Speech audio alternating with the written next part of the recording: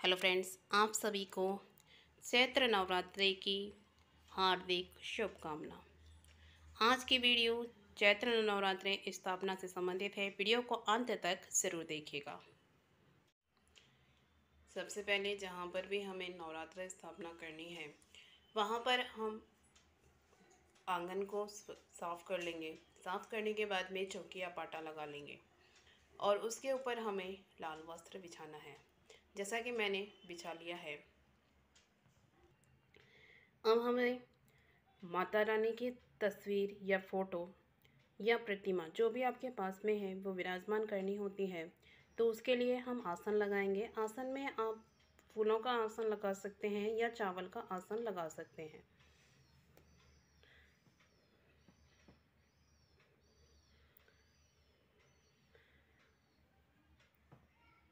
इस तरह से हमने आसन लगा दिया है। यहाँ पर हम अपनी फ़ोटो को विराजमान कर लेंगे।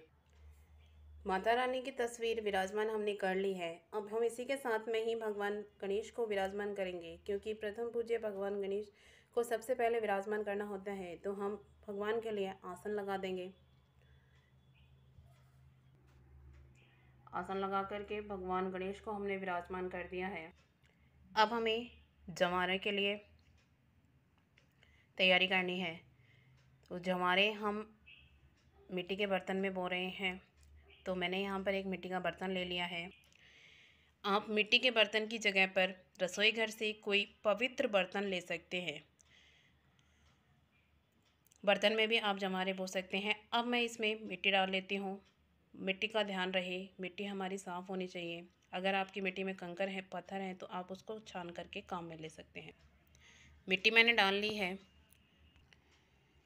किसी के यहाँ पर जौ बोए जाते हैं और किसी के यहाँ पर गेहूँ बोए जाते हैं। आप दोनों में से कोई भी चीज़ बो सकते हैं। तो हम इसमें से मिट्टी में मिलाएंगे जितने हमें आवश्यकता होगी। इस तरीके से हम अच्छे से इसको मिला देंगे।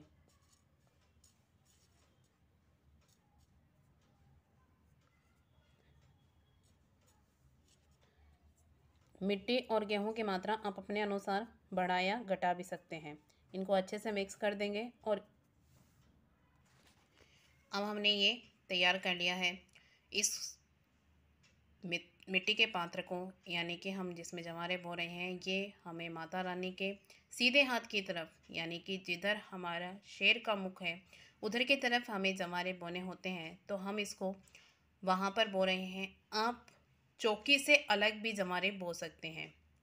तो अब हम इसको वहाँ पर विराजमान कर देंगे।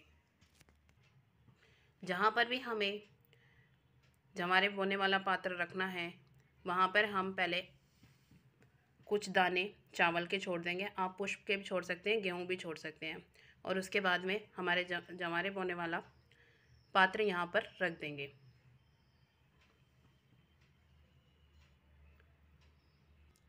ये हमने पात्र यहाँ पर रख दिया है। अब हम इसमें, मेरी मिट्टी यहाँ पर सूखी है तो मैं यहाँ पर थोड़ा सा इसमें जल छोड़ दूँगी। जल की मात्रा आप अपने अनुसार रखेंगे, कम या ज़्यादा। इस तरीके से हमने यहाँ पर जल छोड़ दिया है।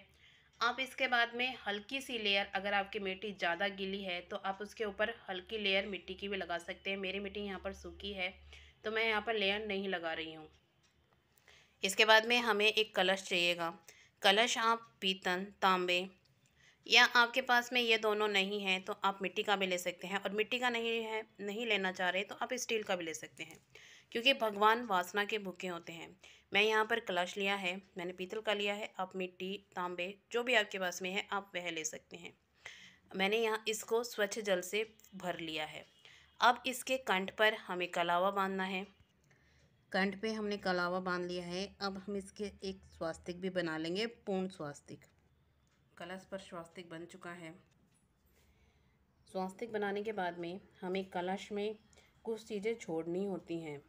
तो इसमें हल्दी की गांठ, सुपारी, लौंग, इलायची और पैसे। लौंग हमें फूल के समेत लेनी है। ये सभी चीज़ें हमें कलश में छोड़नी है।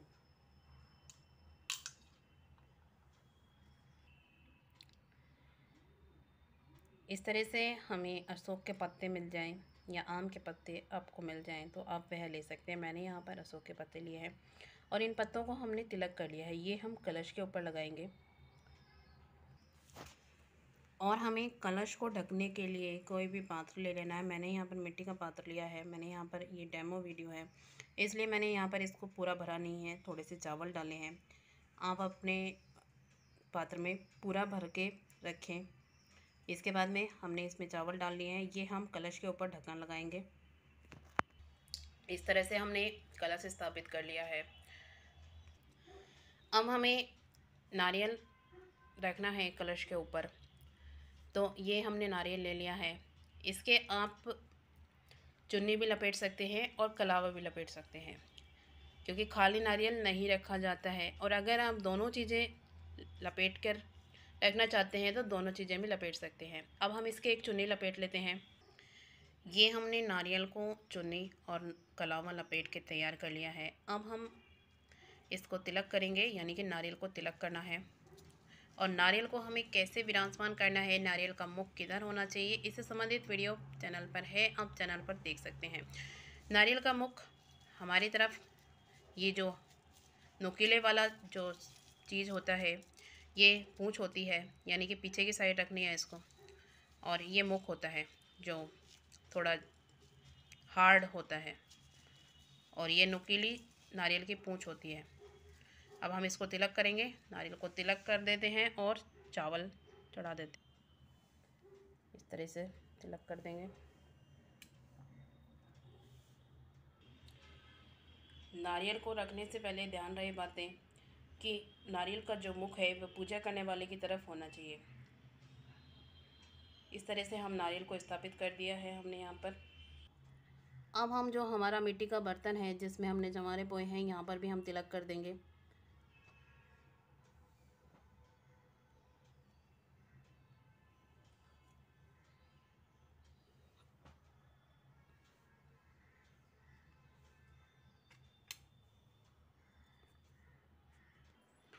ये हमारी सब चीज़ों की स्थापना हो चुकी है। कलश स्थापना, माता की प्रतिमा की स्थापना और भगवान गणेश विराजमान हो गए हैं। अब हम जल के लोटे में से इस तरीके से स्नान करा देंगे सभी को।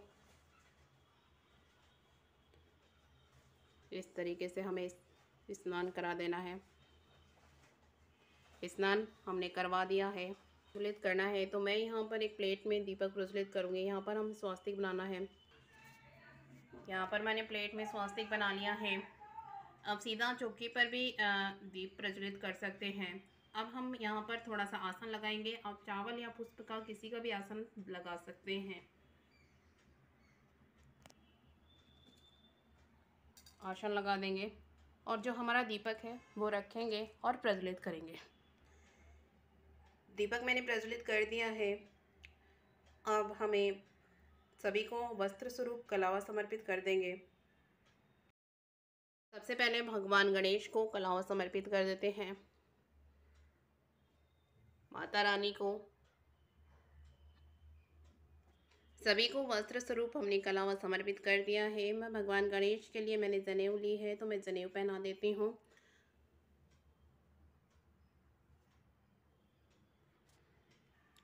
गणेश जी को जनेऊ पहना दी है। अब माता रानी को चुनरी उड़ा देंगे।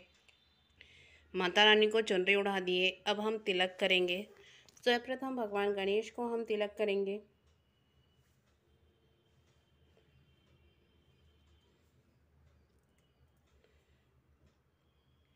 माता रानी को तिलक करेंगे। ये मेरी फोटो में 9 देवी स्वरूप हैं तो मैं सभी को तिलक लगा दूंगी। और हमारे कलश को भी हम तिलक कर देंगे।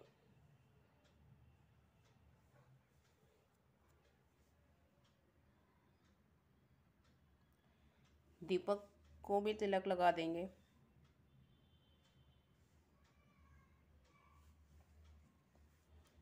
तरीके से तिलक हमने लगा दिया है। अब हम फूल समर्पित कर देंगे।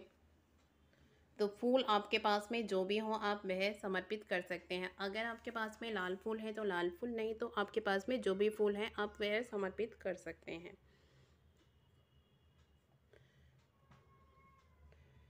सभी को हम इन्हें फूल समर्पित करने हैं।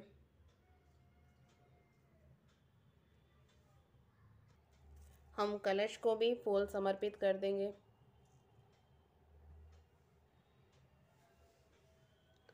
और दिए को भी। इसी के साथ में हमें माता रानी को सुहाग का सामान समर्पित करने होते हैं। हो सके तो आप माता रानी को पूरा 16 श्रृंगार समर्पित कीजिए, और नहीं तो आपसे जितना बन जाए आप उतना समर्पित कर सकते हैं। तो ये हम श्रृंगार माता रानी को समर्पित कर देंगे। इसी के साथ ही हमें माता रानी को भोग समर्पित करना होता था। एक पान के पत्ते पे हमें पतासा, सुपारी, लौंग, इलायची माता रानी को समर्पित कर देंगे। और भोग में मैंने यहाँ पे पतासे लिए हैं, तो मैं पतासे चढ़ा दिए हैं। इसके साथ ही हमें ऋतुफल समर्पित करना होता है, तो मैंने यहाँ पर ऋतुफल समर्पित कर दिया है। ऋतुफल हमने समर्पित कर दिया है। इसी के साथ हमने 1 लोटा जल रख दिया है। अब हमें दक्षिणा समर्पित करनी है। दक्षिणा आप किसी भी दिन समर्पित कर सकते हैं, पूरे नवरात्रे में किसी भी दिन, क्योंकि दक्षिणा हमारी पूजा में रही हुई कमियों को पूरा करती है। हम दक्षिणा समर्पित कर देंगे। इसके बाद हमें एक हाथ में पुष्प ले लेना है। आप कोई भी पाठ कर रहे हैं, दुर्गा सप्तशती का पाठ कर रहे हैं, कोई भी कुछ भी कर रहे हैं, तो हाथ में पुष्प ले करके आप कर सकते हैं। इसके बाद हमें हवन करना होता है। नवरात्रि में हवन का भी विशेष महत्व माना जाता है। अगर आप दोनों समय कर सकते हैं तो बहुत अच्छा है, नहीं तो आप सुबह भी कर सकते हैं। तो मैंने यहाँ पर जो गाय के गोबर के उपले होते हैं उनको तैयार कर लिया है हवन के लिए। इसमें हम कपूर की टिक्कियाँ छोड़ेंगे।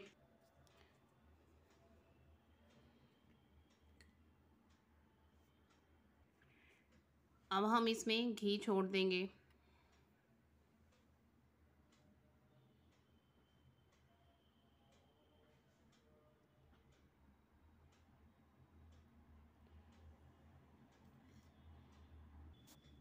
इसी के साथ हमें इस तरह की फूल वाली लौंग लेनी होती है। 2 जोड़े हमें लौंग के छोड़ने होते हैं घी में डिप करके। तो हम ये छोड़ देंगे लौंग, और पतासे ज़रूर छोड़ने होते हैं।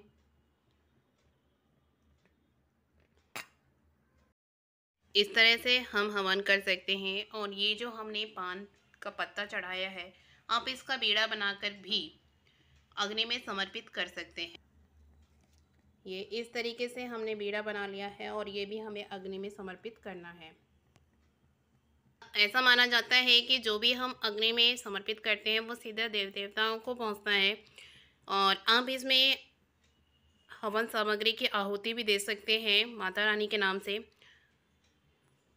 इस तरह से हम हवन कर सकते हैं। अब हमें हाथ में जल लेना है, अग्नि के चारों तरफ इस तरह से घुमा देना है, और हाथ जोड़ लेने हैं, और हाथ जोड़ लेना है। इसके बाद हमें आरती करनी है। तो मैं यहाँ पर जो दीपक हमने प्रज्वलित किया है उसी से मैं आरती कर रही हूँ। आप दूसरे दीपक से भी आरती कर सकते हैं। हम आरती कर सकते हैं इस तरीके से।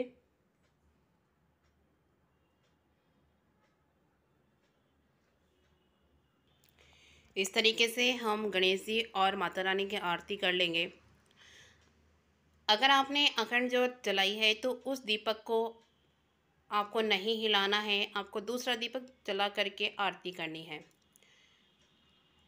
और फ्रेंड्स, पूजा के बाद में हमने जो भी भोग प्रसाद यहाँ पर चढ़ाया है, ये आप घर के सभी सदस्य बांट करके खा सकते हैं। और ये जो हमारी ज्योत है इसको हम पूरे घर में घुमाएंगे, पूरे घर में इसको दिखाएंगे।